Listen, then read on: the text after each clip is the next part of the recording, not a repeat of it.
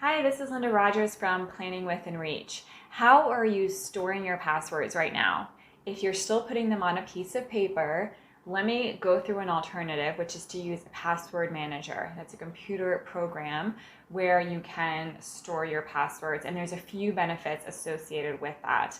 I use 1Password, so it's onepassword.com, but there's a variety of different services out there like LastPass and Dashlane. So you do need to kind of look at your provider and do your due diligence to understand how they're all different. But I'm going to specifically talk about 1Password. So first of all, it helps you create more difficult passwords. When we create our passwords, we tend to use shorter words, which are much easier to hack. We tend to reuse passwords, which is a problem because if one website gets hacked, they take those passwords and try them on other websites.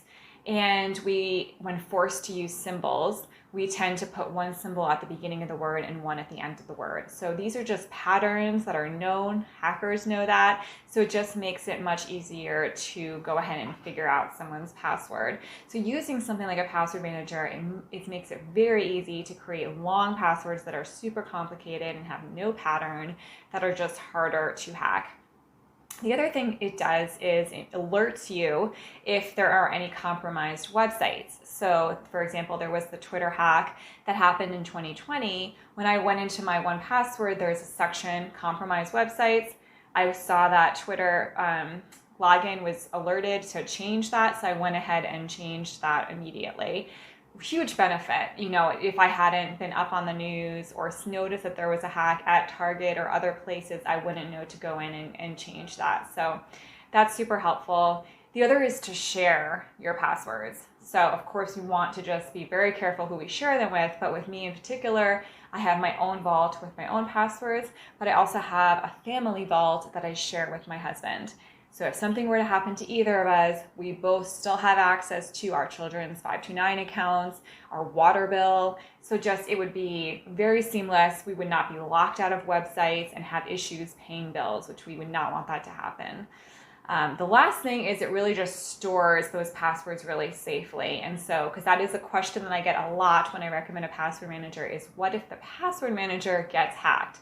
So again, you need to look at each provider, but speaking about 1Password in particular, they have bank level security. They use what's called end-to-end encryption. So that means me, the user, I'm the only one that can see those passwords. They're not being transmitted anywhere. They're not going to anyone at 1Password for them to store, where it could be intercepted by a hacker or at a separate site where hackers could access those passwords. Nobody at 1Password has my information.